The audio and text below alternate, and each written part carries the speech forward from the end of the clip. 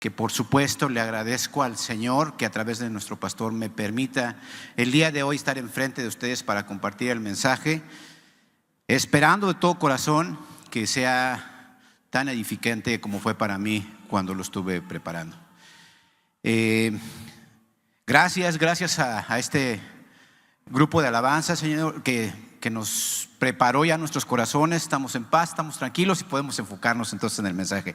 El mensaje, hermanos, el día de hoy se llama el crecimiento a través de las pruebas.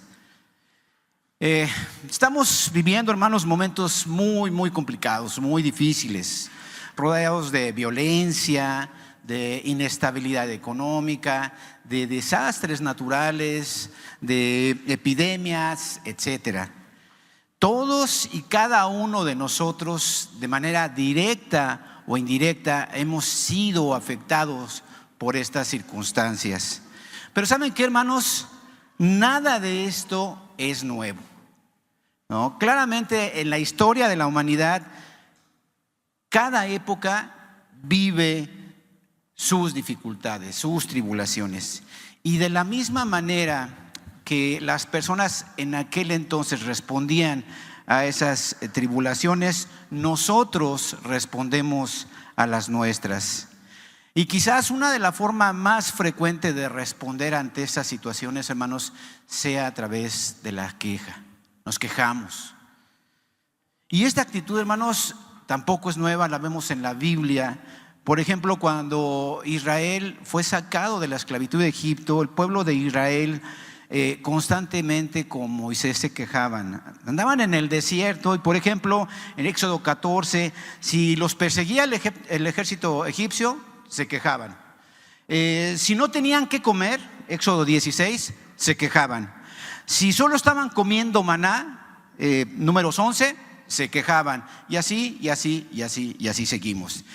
De igual manera, hermanos, nosotros nos quejamos por todo lo que nos sucede. Si hace calor, ¿por qué hace calor? Si hace frío, ¿por qué hace frío? Si hay mucho trabajo, ¿por qué hay mucho trabajo? Si hay poco trabajo, ¿por qué hay trabajo? Por el tráfico, por todo nos quejamos. Y esta actitud, hermanos, refleja, entre otras muchas cosas, falta de contentamiento, refleja ingratitud y refleja una fe débil. Lo hizo el pueblo de Israel en aquel entonces y lo hacemos nosotros en la actualidad. Quizás alguno de nosotros podría decir, bueno, pero esta conducta la presentan los no creyentes, los incrédulos. No, hermanos, desgraciadamente no es así. Los cristianos con mucha frecuencia caemos en esta actitud negativa. Y eso nos pasa, hermanos, porque se nos olvida lo que Dios ha hecho por nosotros. Se nos olvida lo que nos dice la Biblia. O peor aún, nos pasa porque no conocemos el carácter de Dios ni su voluntad que está revelada en su palabra. En la Escritura, en la Biblia, hay muchos ejemplos de estas situaciones, de estas circunstancias. Y por eso, hermanos, es importante que pasemos tiempo estudiándolas. ¿Por qué? Porque el consejo de Dios para enfrentar estas adversidades ahí está. Lo dice Romanos 8:28 en la primera parte. Y sabemos que a los que aman a Dios, todas las cosas les ayudan a bien. Esto es, a los que conforme a su propósito son llamados. Entonces, hermanos, la Biblia claramente nos enseña que hay un propósito en todas y cada una de las cosas que vivimos, porque tenemos un Dios que es soberano, un Dios que como un director de orquesta dirige todos los eventos en nuestra vida, incluyendo, hermanos, aquellos que consideramos malos, como el sufrimiento, como el dolor. Y Él los usa para nuestro propio beneficio y para su gloria, por supuesto. Pero es nuestra responsabilidad, hermanos, esforzarnos para encontrar ese propósito. Y la queja nos dificulta encontrarlo. La queja nos distrae, la queja nos desenfoca. El día de hoy, hermanos, veremos una de esas historias que a mi humilde parecer ejemplifica con mucha claridad cómo es que Dios trabaja en nosotros a través de las circunstancias adversas. Y esta historia, hermanos, es la historia de Gedeón. Vamos a orar para poner este tiempo en manos de Dios. Padre, te damos gracias por este tiempo que nos regalas, Padre. Gracias porque nos permites como familia en la fe, Señor, reunirnos el día de hoy para honrarte, para glorificarte, para alabarte, Señor, para adorarte.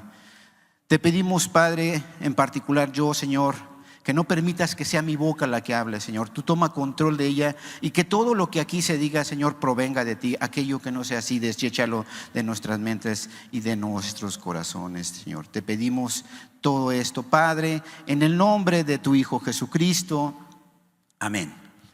Muy bien, hermanos, no está por demás recordar que es de vital importancia que cuando vayamos a estudiar algún pasaje, algún versículo de la Biblia, conozcamos el contexto del mismo, ya que esto nos va a permitir no solamente entender el mensaje con claridad, con mucha mayor claridad, el mensaje que el autor del libro nos quiere transmitir, sino también nos sirve, hermanos, para evitar hacer interpretaciones personales y, por supuesto, o erróneas, lo que se conoce en teología como una mala exégesis.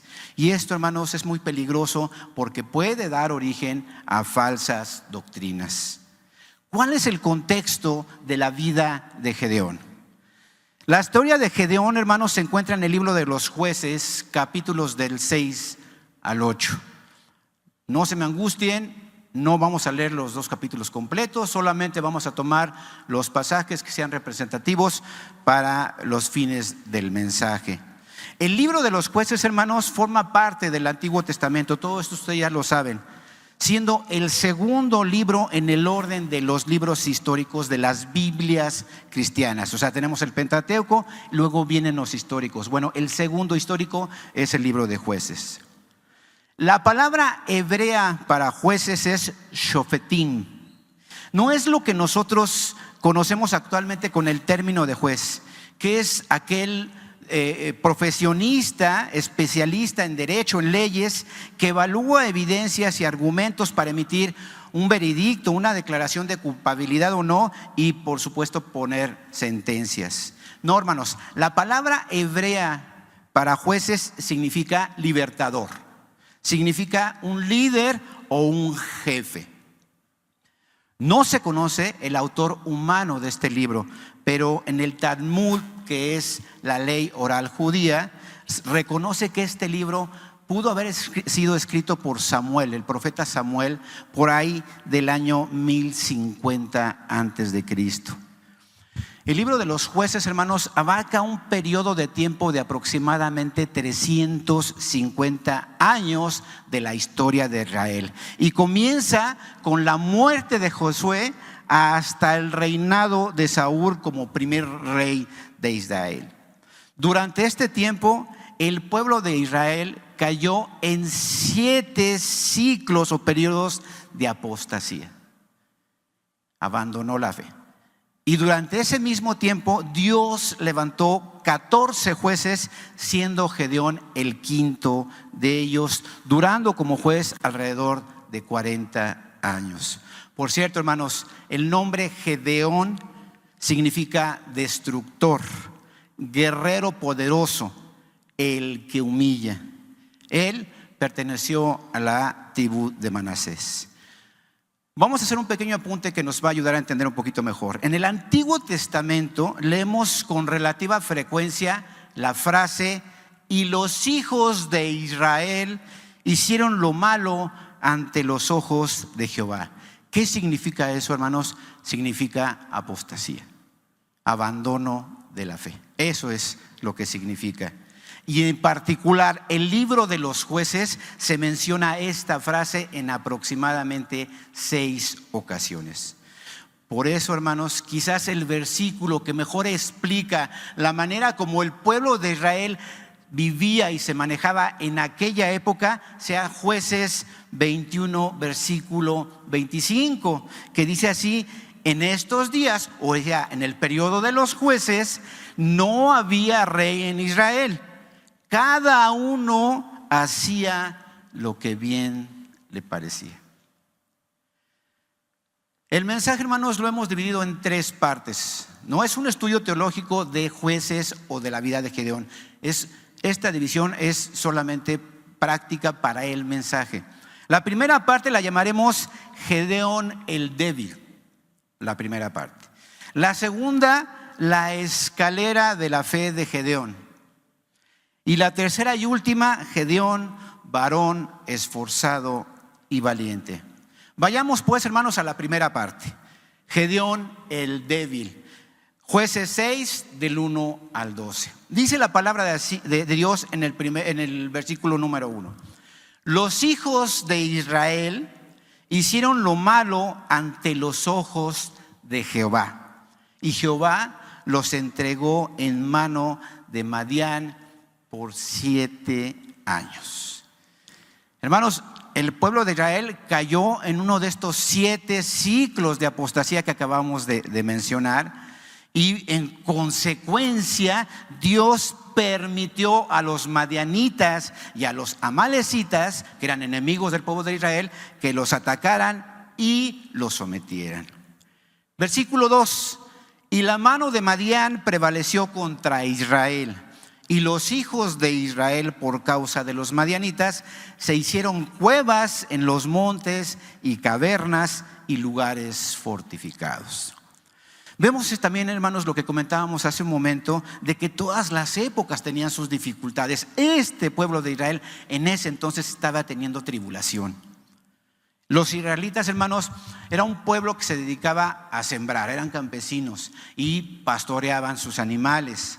Después venía el tiempo de la cosecha, almacenaban la cosecha, y entonces los madianitas y los amalecitas iban, dice la palabra, subían, iban y los atacaban, quitándoles todo, incluyendo sus bestias, como dice el 6:4, ¿no? Y no dejaban que comer en Israel ni ovejas, ni bueyes, ni asnos. Hermanos, esto se repetía una vez al año, año con año con año, durante un periodo de 7 años.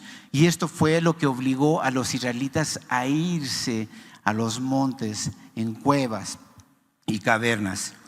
Y el pueblo de Israel, hermanos, no tenía manera de defenderse.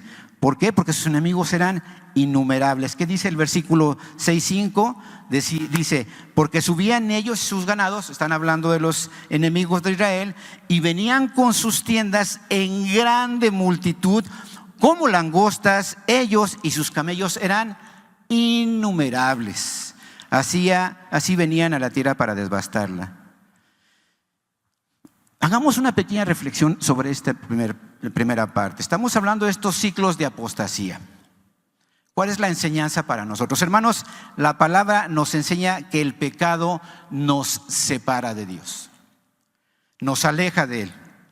Cuando nosotros somos desobedientes, dejamos de estar bajo su protección, y entonces sufrimos las consecuencias de nuestra desobediencia, como lo sufría el pueblo de Israel en aquel tiempo.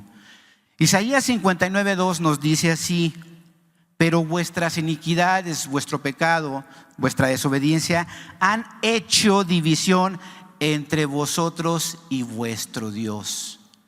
Hay una barrera, nuestro pecado nos separa. ¿Y quién pone el pecado? Nosotros. Y vuestros pecados han hecho ocultar de vosotros su rostro para no oír. ¿Esto qué significa, hermanos? No es raro escuchar incluso entre nosotros como cristianos frases como: Dios me ha abandonado. No, hermano, Dios no te ha abandonado. Tú te has soltado de Él. Cuando nosotros somos obedientes, la mano de Dios está sobre nosotros. Cuando caminamos por Él, donde Él nos pide que caminemos, esa mano protectora, esa mano que nos provee, esa mano que nos cuida, está sobre nosotros. Cuando nosotros decidimos obedecer, nosotros nos estamos desviando, nosotros nos estamos saliendo de la protección de Dios. Él no los abandona, nosotros nos separamos de Él. Versículo 6:6. De ese modo empobrecía a Israel en gran manera por causa de Madián, y los hijos de Israel clamaron a Jehová. Hermanos, los israelitas claman por ayuda de Dios. Dios les responde. Tenemos un Dios maravilloso, hermanos, un Dios fiel.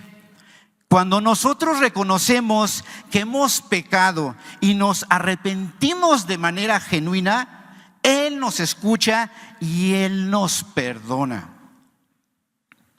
Pero no solo eso, hermanos. Vamos a ver en el versículo 6-8 cómo Dios, en su inmensa misericordia, nos muestra por qué estamos padeciendo tribulación. Perdón, es en el versículo 6-10, la segunda parte. Dice: pero no habéis obedecido a mi voz. No estábamos viviendo bajo el camino de Dios. Por eso es que estamos padeciendo tribulaciones, hermanos. Y Dios no se queda ahí. Dios todavía más allá nos dice cómo podemos evitar seguir cayendo en esto. Versículos, ahora sí, 6:8 y 6:9. Yo os hice salir de Egipto, dice la palabra, y os saqué de la casa de servidumbre. Os libré de la mano de los egipcios y de mano de todos los que os afligieron, a los cuales eché de delante de vosotros y os di su tierra. Hermanos, se nos olvida lo que Dios hace por nosotros. Se te olvida, hermano, de dónde te sacó Dios. Te sacó de la pornografía, te sacó del adulterio, te sacó del alcoholismo, te sacó de la mentira, de estar robando, de estar violentando. De ahí te sacó. Pero ¿saben qué, hermanos? Se nos olvida. Se nos olvida, como al pueblo de Israel se le olvidó lo que Dios había hecho por ellos. Sigamos, versículo 11. Y vino el ángel de Jehová y se sentó debajo de la encina que está en Ofra, la cual era de Joás Abieserita. Y su hijo Gedeón estaba sacudiendo el trigo en el lagar para esconderlo de los madianitas. Versículo 12. Y el ángel de Jehová se le apareció y le dijo: Jehová está contigo, varón esforzado y valiente. Bueno, hermanos, el ángel de Jehová es lo que se conoce como una cristofanía, que es una representación visible de la segunda persona de la Trinidad, es decir, de Cristo. Entonces, Cristo o el ángel de Jehová se le aparece para hacerle el llamado a Gedeón, el cual se encontraba separando la paja del grano. Pero ¿dónde lo estaba haciendo, hermanos? Él se encontraba realizando esta actividad en un lagar. Un lagar es una excavación en el piso de aproximadamente medio metro de profundidad. Ese lagar se encontraba bajo un encino. El encino es un árbol que se caracteriza por tener una vegetación muy exuberante que da muchísima sombra.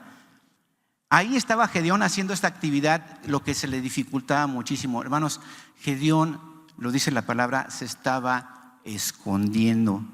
Me pregunto yo, ¿dónde está ese varón esforzado y valiente, como lo define el ángel de Jehová? ¿Dónde está?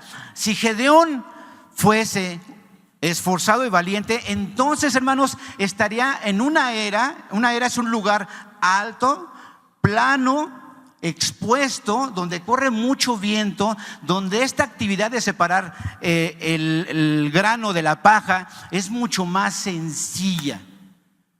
Y diciendo Gedeón: aquí estoy, yo soy un varón valiente, vengan, a ver, vengan los madianitas, vengan los amalecitas. No, ese no era Gedeón, estaba escondido en el lagar debajo del encino. Yo no veo ningún varón esforzado y valiente aquí, hermanos. Les voy a pedir que marquen en sus Biblias este versículo 6:12, porque vamos a regresar a él al final de la plática. 6:13, que dice: y Gedeón le respondió: ay, Señor mío, si Jehová está con nosotros, ¿por qué nos ha sobrevivido todo esto? ¿Y dónde están todas sus maravillas que nuestros padres nos han contado, diciendo: ¿no nos sacó Jehová de Egipto? Y ahora Jehová nos ha desamparado y nos ha entregado en manos de los madianitas. Hermanos, ¿qué hizo Gedeón cuando Dios lo llama? Lo cuestiona. Es casi como si le estuviera reclamado: Dios, ¿dónde estuviste todo este tiempo? Ve cómo estamos sufriendo. Se queja: ¿por qué nos has abandonado? ¿Ven, hermanos? ¿Ven lo que hace la queja? La queja nos victimiza. La queja hace que evadamos nuestra responsabilidad. En ningún momento dice Gedeón: Señor, perdónanos por haberte abandonado, por irnos tras ídolos mundanos. No, en ningún momento dice Gedeón eso. Además, la queja, hermanos, es una muestra de ingratitud. Se le había olvidado a Gedeón lo que sus padres le contaron que había hecho por Israel. Versículo 6:15. Más adelante, porque Gedeón no se queda ahí. Luego vienen las excusas de parte de Gedeón para el llamado a liberar al pueblo de Israel. Versículo 6:15. Ah, Señor mío, con que yo salvaré a Israel. He aquí, mi familia es la más pobre en Manasés, y yo soy el menor en la casa de mi padre. Esas frases, hermanos, denotan nuevamente una fe débil. Él se estaba escudando, él no quería: ay, Señor, yo soy el más pobre, ¿por qué yo? Mejor dile al que está allá enfrente. Esa es la actitud que estaba teniendo Gedeón.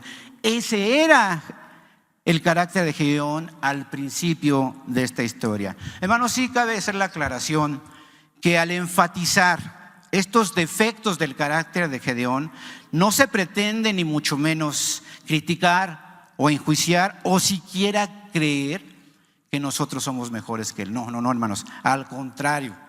La intención es demostrar que todos nosotros somos como Gedeón.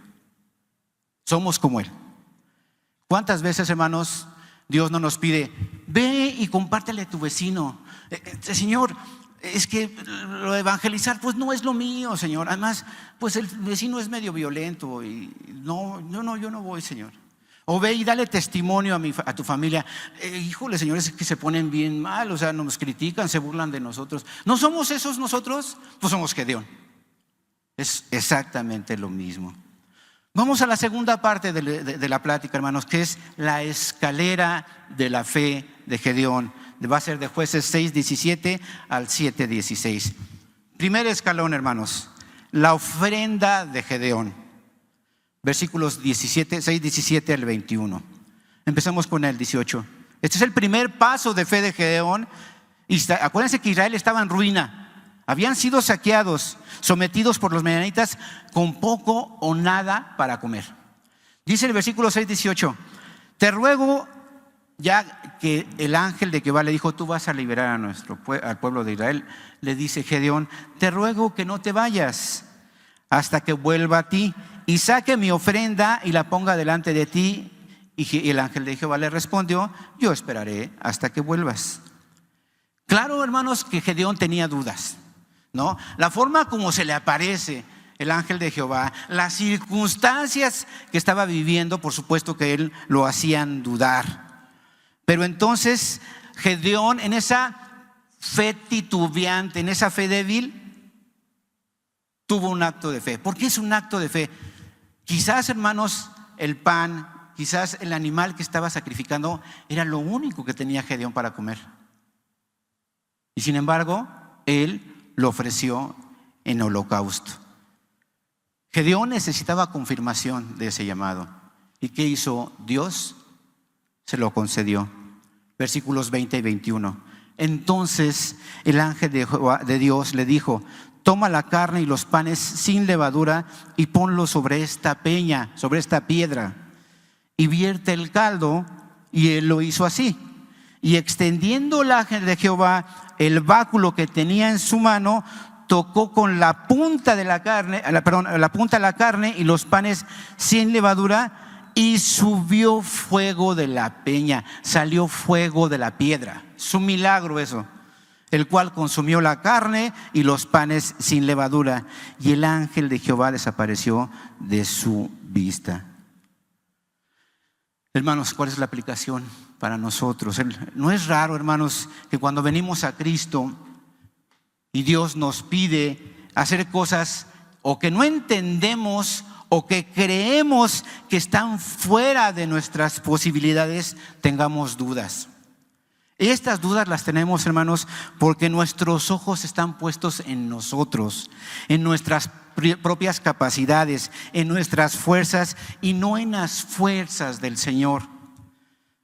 Para nosotros, hermanos, estas cosas son imposibles. Para Dios no. Segundo escalón, la destrucción del altar de Baal. Versículos 25 al 32 del capítulo 6. Dice el 25: aconteció que la misma noche le dijo Jehová: toma un toro del hato de tu padre, el segundo toro de 7 años, y derriba el altar de Baal que tu padre tiene, y corta también la imagen de acera que está junto a él. Y el 26: y edifica altar a Jehová tu Dios en la cumbre de este peñasco, en lugar conveniente, y tomando el segundo toro, sacrifícalo en holocausto con la madera de la imagen de acera que habías cortado. Fíjense, hermanos, Dios le hace el llamado a Gedeón, acepta su ofrenda y no se espera mucho. Esa misma noche le dice: Gedeón, vamos a empezar. ¿Sí? Dios le pide que destruya el altar de Baal. Ya el pastor aquí nos lo ha comentado muchas veces. Baal era un dios pagano, era el dios de la fertilidad de los cananeos. Los altares a Baal se construían en zonas altas. Se ponían imágenes de Baal y de otros dioses paganos, incluyendo el de su esposa Acera. ¿Qué nos muestra qué nos enseña esta imagen que está descrita aquí?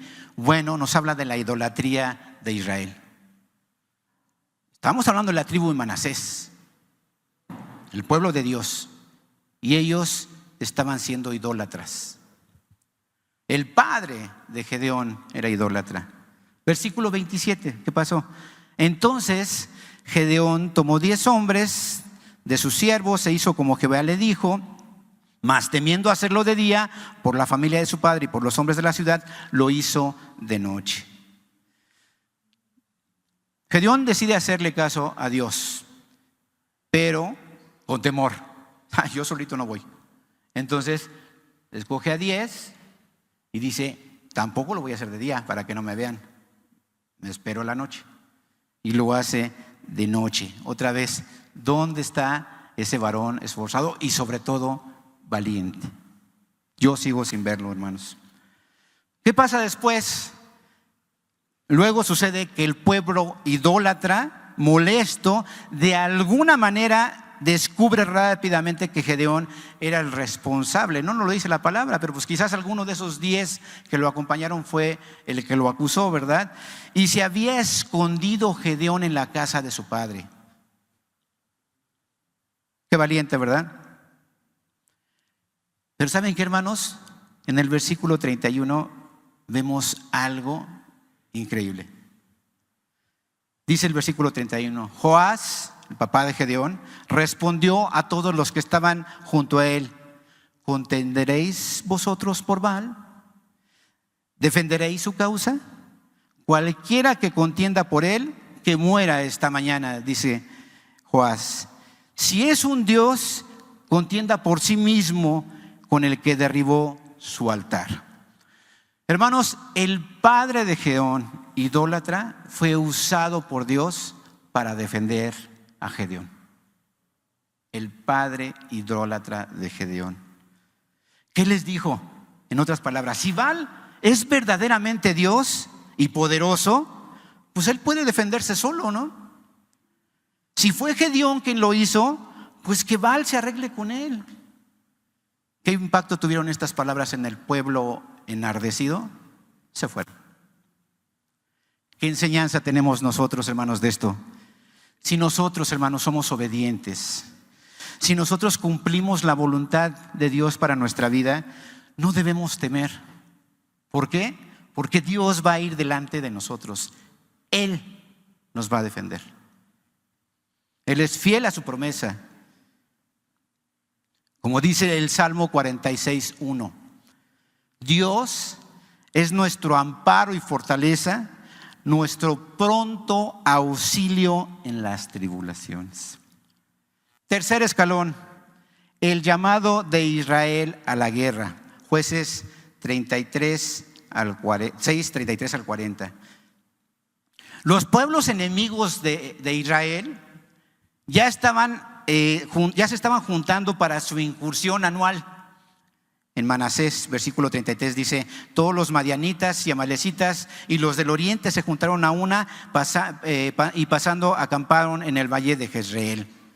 Al suceder esto, hermanos, el espíritu de Jehová descendió sobre Gedeón, impulsándolo a tocar el cuerno. Cuando en Israel, cuando se tocaba el cuerno, era un llamado a la guerra. ¿Sí? Y reunir al pueblo de Israel para defenderse del ataque del enemigo. Hermanos, se necesita fe para llamar a la guerra a un ejército, contra un ejército que es innumerable. ¿Sí? No nada más, era innumerable. Ahora, uno esperaría, hermanos, que después de todo lo que Dios venía trabajando con Gedeón, le había estado mostrando, para que esperaría uno que la fe de Gedeón fuera más madura, más sólida, ¿no? Dios le había hecho saber de manera directa su llamado. El ángel de Jehová, Jesús, le dijo para qué lo quería. Se lo confirmó por medio de un milagro. Además, Dios lo libró de la muerte usando a su padre idólatra. Y Gedeón seguía teniendo dudas. Él necesitaba ser animado nuevamente y por eso pidió confirmación a través del famoso pasaje del vellón. ¿Y qué pasó? Que Dios se lo concedió, ¿no? Versículo 36-37. He aquí que yo pondré, dice Gedeón a Jehová, un vellón de lana en la era, y si el rocío estuviera en el vellón solamente, quedando seca toda la otra tierra, entonces entenderé que salvarás a Israel por mi mano, como lo has dicho. ¿Qué sucedió? Se lo concedió. Pero Gedeón no se quedó ahí. Versículo 39. Mas Gedeón dijo a Dios: no se encienda tu ira contra mí, si aún hablaré esa vez. Solamente probaré ahora otra vez con el vellón. Te ruego que solamente el vellón quede seco y toda la tierra alrededor con el rocío. ¿Qué hizo Dios? Se lo concedió. A ver, hermanos, vamos a hacer una precisión aquí. No significa, hermanos, que Dios va a acceder a todos nuestros caprichos. No lo interpreten de esa manera. Dios conoce nuestros corazones. Dios sabía que las pruebas que le estaba pidiendo Gedeón no venían de un corazón que quería decir: a ver si es cierto que eres tú el Dios. No. Venía de que efectivamente él quería una confirmación. En el corazón de Gedeón había dudas y genuinamente le estaba pidiendo a Dios: dame otra señal, dame otra señal. Por eso es que Dios se la concedió.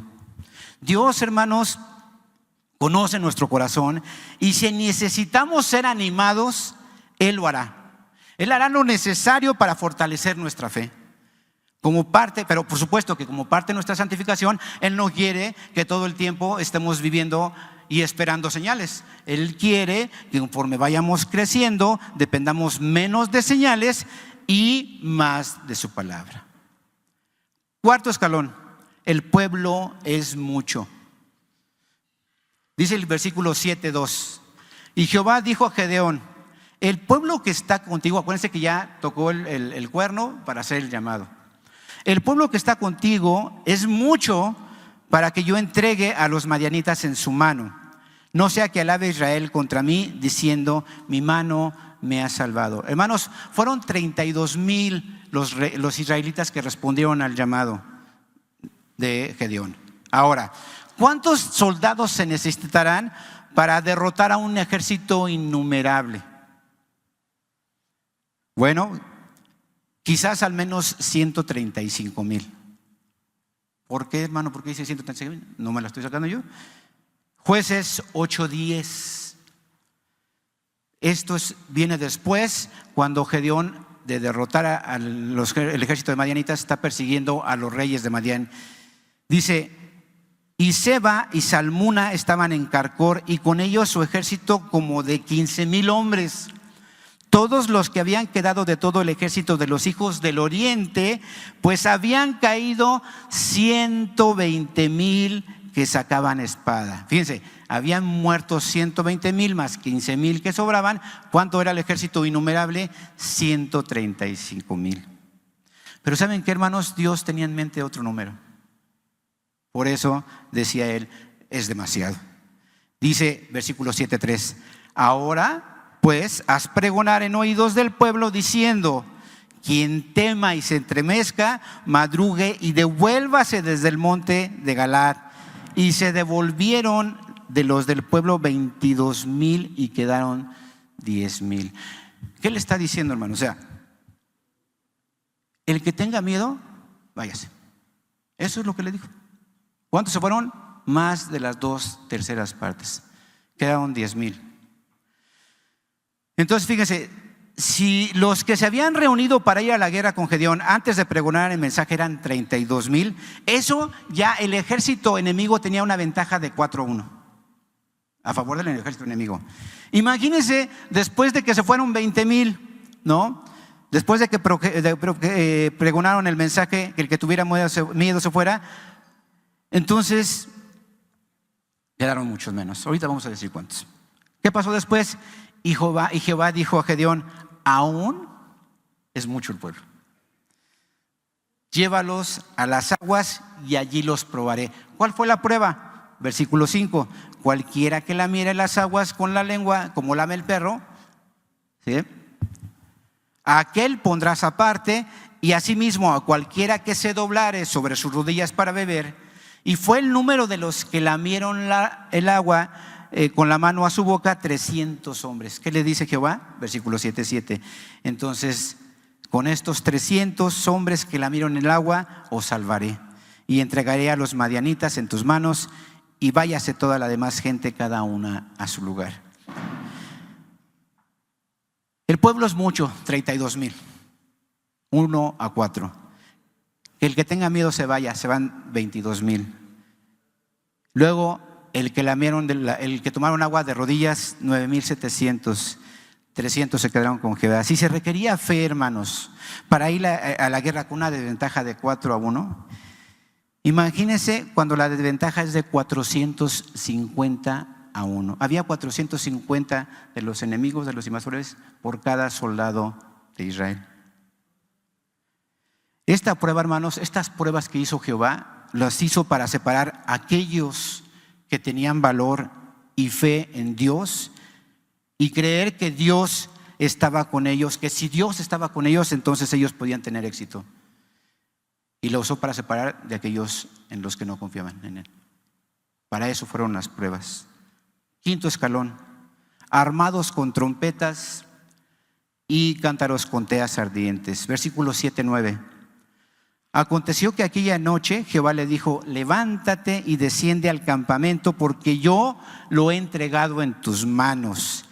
10. Si tienes temor de descender, baja con furia tu criado el campamento. Por supuesto que Gedeón se llevó a su criado, no quiso ir solo, ¿verdad? Todavía había ese remanente allí de Gedeón de que no era precisamente. Miren, Dios, hermanos, sabiendo que Gedeón tenía temor en su corazón, lo envía esa noche al campamento de los madianitas, acompañado de Fura, su siervo, donde escuchan una conversación de 2 hombres del ejército acerca de un sueño y su interpretación. Vamos a leerlo, versículos 7:13 al 15. Cuando llegó Gedeón, he aquí que un hombre estaba contando a su compañero un sueño, diciendo: he aquí yo soñé un sueño. Veía un pan de cebada. Ese pan de cebada representa a Gedeón, hermanos, que rodaba hasta el campamento de Madián y llegó a la tienda y la golpeó de tal manera que cayó y la trastornó de arriba a abajo y la tienda cayó. Versículo 14, y su compañero respondió, dijo: esto no es otra cosa sino que la espada de Gedeón, hijo de Joás, Israel, varón de Israel. Dios ha entregado en sus manos a los madianitas con todo el campamento. Cuando Gedeón reconoció que eso era una confirmación y una evidencia de que Dios iría delante de Gedeón y de sus 300 hombres, ¿qué fue lo que hizo Gedeón? Versículo 15. Cuando Gedeón oyó el relato del sueño y su interpretación, lo adoró. Le dio gracias a Dios por la confirmación. Y ya Gedeón ya no tenía dudas.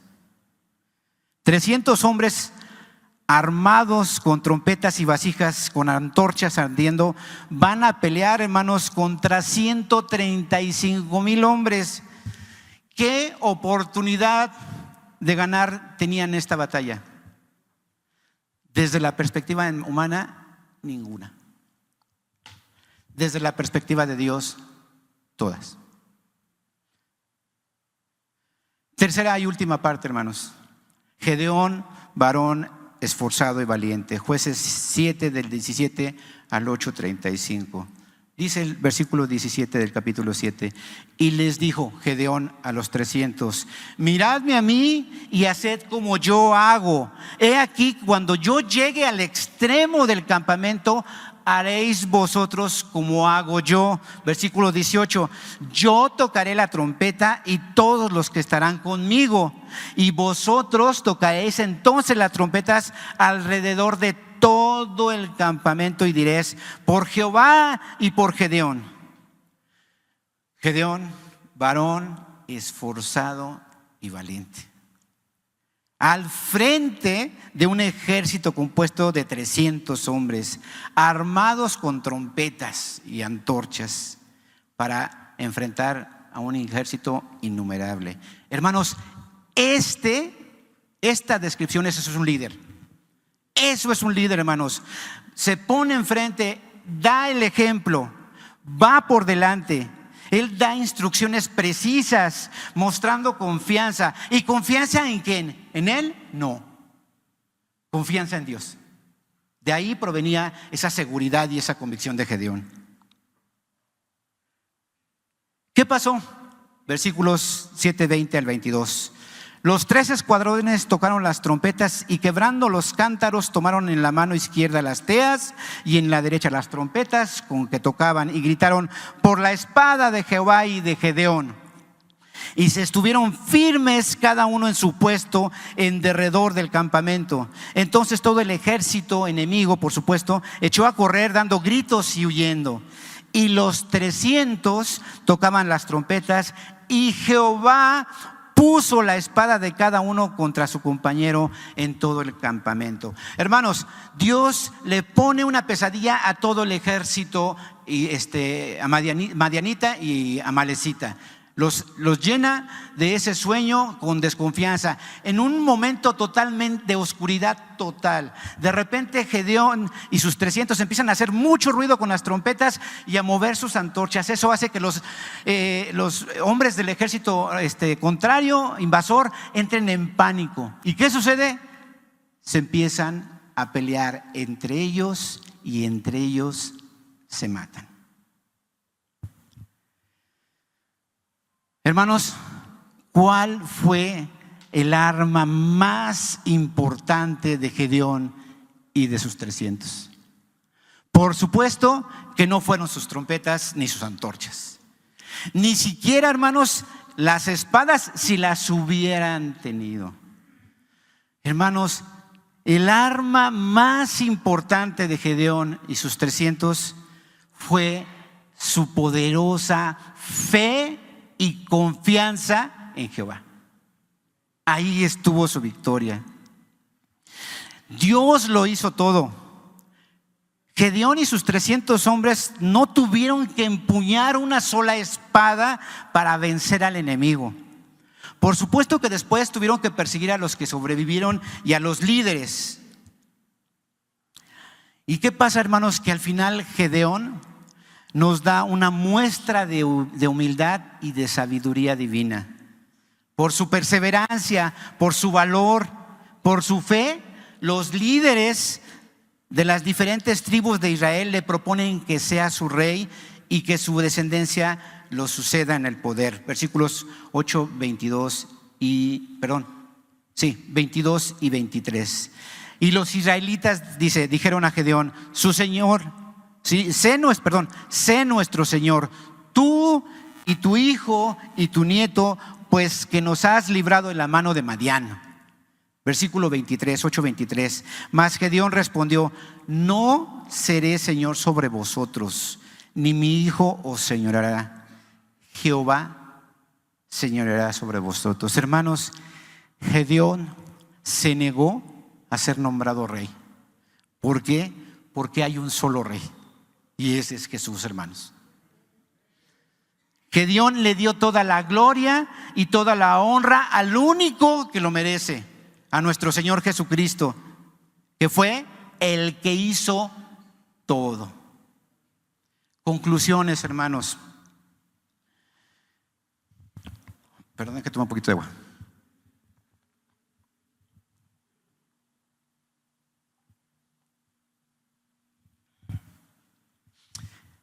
Gedeón comenzó su historia en lo más bajo del pueblo de Israel, siendo inseguro, siendo quejumbroso, cobarde y con una fe débil.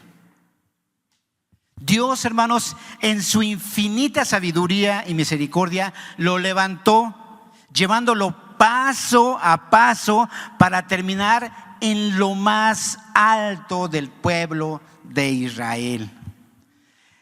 La fe de Gedeón, hermanos, fue probada y fue fortalecida. Al principio con muchos empujones y al final solamente con la palabra. ¿Qué pasó al final? ¿Con qué Gedeón se convenció? Cuando escuchó lo que decían los soldados del ejército contrario. La palabra. Dijo: sí, Dios va a ir delante de mí. Ya no necesito más.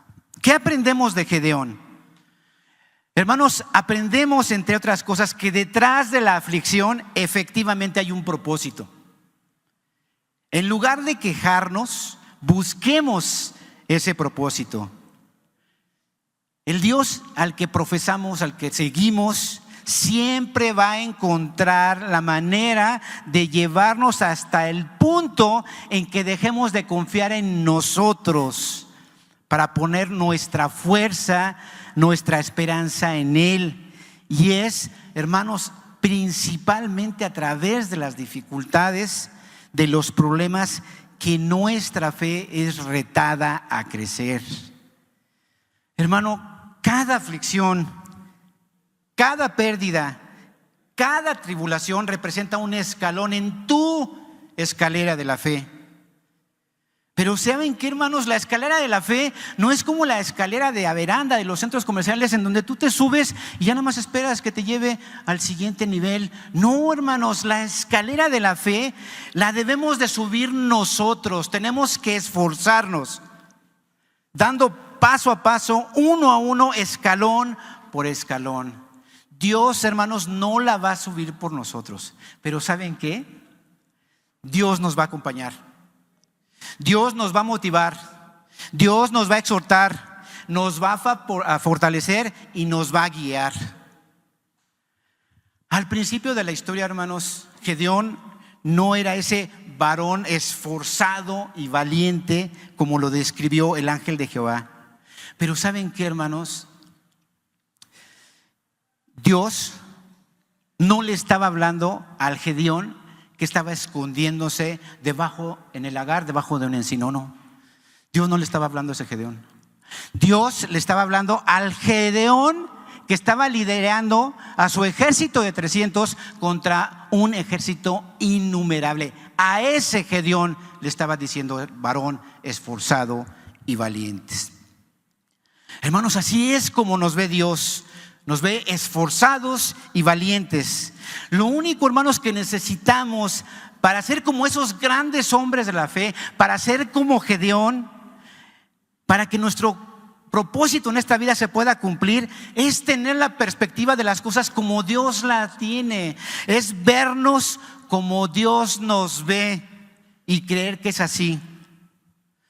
Porque, hermanos, al final lo importante no es lo que hizo Gedeón por Dios. Hermanos, lo más importante es lo que Dios hizo en Gedeón. Y eso que hizo en Gedeón, por supuesto que lo puede hacer en ti. ¿Y saben qué? Él quiere hacerlo en cada uno de nosotros. Oremos, hermanos. Dios Padre, te damos tantas gracias, Señor, por tu palabra. Gracias por la oportunidad que nos diste el día de hoy, Señor, de reunirnos para alabarte, para adorarte, Señor. Te pedimos, Padre, que quebrantes nuestro corazón, Señor, que nos hagas esos Gedeones en nuestras vidas, Señor, que podamos poner los ojos en ti, Señor, que no se nos olvide lo que tú has hecho por nosotros, Padre, que no se nos olvide de dónde nos sacaste, Padre, para que permanezcamos en tu voluntad, Señor. Queremos honrarte y glorificarte con nuestras vidas, Señor. Queremos cumplir ese propósito para el cual tú nos has creado, Señor. Te damos gracias por la enseñanza que el día de hoy, Señor, has puesto frente a nosotros, Señor, y permítenos, Padre, poderla vivir, no solamente oírla, Señor, sino ser hacedores de tu palabra, Señor. Te damos tantas gracias en el nombre de tu Hijo Jesucristo. Amén.